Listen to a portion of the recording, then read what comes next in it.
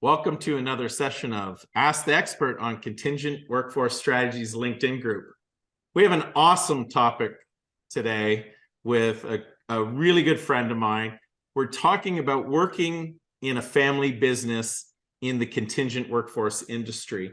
And, as we're seeing in the staffing industry and the contingent workforce industry, a lot of founders have founded it 10, 15, 20 years ago, and they're moving on and looking at the next generation. So we're here with Karla Hertzog from Innovative Employment Solution or Employee Solutions, IES.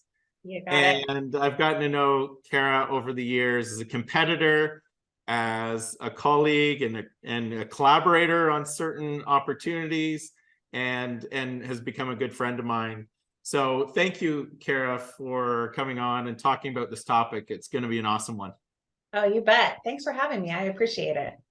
So tell me a little bit more about, the history of IES and your history of coming into the business, because, everybody has an interesting story in how we get into this business, and seems like you've grown up in it. I have. I actually officially had my 17-year anniversary with IES a week or two ago.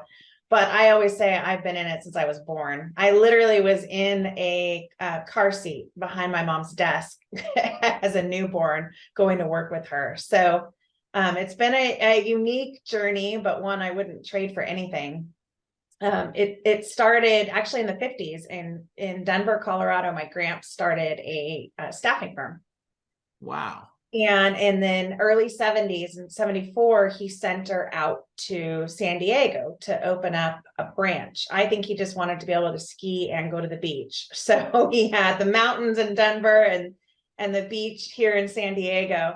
And they worked together in the industry and the staffing business until he sold the Colorado one, I believe in the early 90s, late 80s. And she kept the staffing business here in San Diego. In 1998, she decided she didn't want to go through another recession as a staffing business owner and sold the business, but ended up just selling the staffing portion and kept back then we called it payrolling. Now the term is employer of record. And she had one client that had 60 million in spend at the time that we were set up nationwide to do business. And so she kept, I don't know, maybe 3 or 4 employees from the old company and just kept the employer of record business, which has now, how many, 25 years later is turned into several hundred clients, a lot more than just one now global business. And I'm not sure she would have realized that or guessed that when did you said you were in the car seat, right, with your mom, but when did you start coming into the business? And I know you also have siblings, and how was that decision for you to start in the business? Did you do some internships to check it out, and then after graduation, how did that all happen that you came into the business? It's funny. I don't think my sister or I ever wanted to be really in the business. I loved it. I was so proud of it, still am. But I worked there several summers. Actually, our CHRO that currently was my boss through a lot of those summers and taught me the world of recruiting. But I always wanted to be back east. So I went to school back east. I stayed back east. I had a great time, worked at a bank there and just went my own path. And actually, when I was in college, my mom called me and said, I'm selling the staffing firm. Do you want it? Because I won't sell. And I didn't care about the company. I was like, I care about my party next week. And I don't know if I want to own a staffing company later. But when she ended up keeping the payrolling piece, I think it was partly to see if maybe I changed my mind down the road, but it still worked for her. She had a great successor that was the president of the company that, was able to maintain the business and grow it. And I would say in 2006, maybe, I came back to San Diego after, being out on the East Coast for 10 years, maybe more. and started back in the business again as a customer service representative, and just thought, well, I needed a job. I'll see how this goes, and just kept going and kept going. And in 2013, I decided that I had another passion that I had to pursue, and I left the business. I was always consulting, but left primarily and moved back to the East Coast, started a business, realized that that passion was not for me anymore, and came back to the company. The president at the time offered me a job. I had to apply for it. It wasn't a given. That never has been how my family's operated. You know, you have to earn your position at the company, and he offered me a job, and I took it. And then he soon came to me and said, okay, you're back now. I don't want to be president anymore. It's now going to be your job soon. So, so I didn't expect to be president of the company at this point in my career. It just happened. And my mom wasn't really even consulted on it. It was purely a business decision from his standpoint, and something that he wanted for his professional life. And you know, I know this is a tough question, but what are some of the pros and cons of working in a family business, right? I was in a family business, was not recruiting. My dad was a veterinarian. And so once again, I was in the business and helped out. And, you know, you had your summer jobs and things like that. But so there's that component of it. But, you know, what did you see that was the pros, and what are some of the cons? You know, I think I'm in a unique situation in that my sister and I also never worked in the business together. She came in and came out a couple different times, but I was either at college, so when she did her high school work there, or when I was pursuing my other business, she came in for a short period of time. So there wasn't a sibling rivalry there, which I think was what helped. But my mom is also really been so confident in my ability that she's been very hands-off and would step in it if she needed to, but we've also approached it that you've got to earn your way. If you fail at a job, you will be fired. If you don't listen to your boss, you will be let go, and probably had tougher accountability than your average employee. And so that's always been our upbringing. I don't know that it's the same in others, but it's never been, oh, she's family, she gets this job. I've had to earn it. And so I don't know any different. I know a lot of staffing firm owners that have, multiple family members in their company, and they do not have the same story. There are, family feuds all the time. And so I've been very lucky that way. I would say one of the cons, though, is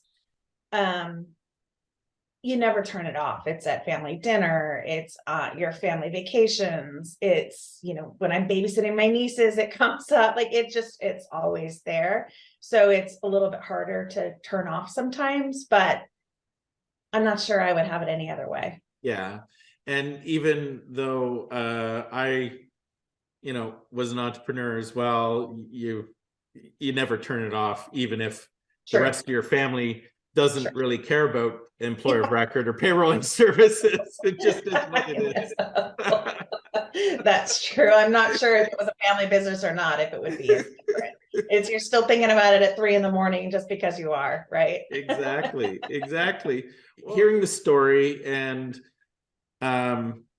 looking at building out that infrastructure and more employees that your mom did at the time when they had to go to bid for their existing kind of largest client. And, they probably brought in great people, and that, it's an interesting dynamic where employees that are working away don't have the family name, let's call it, and they're looking for career development and to be motivated to go up the corporate ladder per se. How do you handle that within IES, and how has it been handled? I know you guys have done a great job of, you personally have, although you have the family name, you've worked your way all the way through. And I think that's a testament to what you guys have done. But, thinking about motivation and career planning, for even though there's ones that don't have the family name, how do you keep them within the family and move them into executive roles and keep them motivated? Well, I think part of it is that, we really truly try to treat our team, our staff as family. I mean, they really, from the bottom of my heart, are. And so, we've always had a small family in numbers, but with our company, it's now, it feels like a large family. And so I hope that has carried over to them, and that they feel like part of that, and that as their, parents, we everything we do has them at the forefront of our decisions and what we try to accomplish at the company. That also being said, I think that I'm hoping that the team also sees that I'm not too proud to tap myself out. If I can't contribute anymore, or I don't feel like I can bring the value that others at the company can, then, I'd be the first one to admit that and talk through. I mean, that's actually happened as I was filling a role in our client services area, that it was just becoming too much. We needed to bring some outside skill in because the industry was changing so much, and I was not afraid to say that. And so we did, and there's several people at the company now that could really run it, and I rely on our executive team so much in all of our decisions that I think that they feel like they are a part of it. And I would say the other part to that is I try to be as transparent as possible too. And so that they feel like they understand where their growth trajectory is, what the timing is. If we were ever even talking about selling, I would bring them into that so that they know, and they can ask questions and be a part of that process. So that's been our approach. We would be nothing of a company if it weren't for the team that we had. And so you have to always keep that at the forefront, and, treat them like they were my brother or sister. Or mom.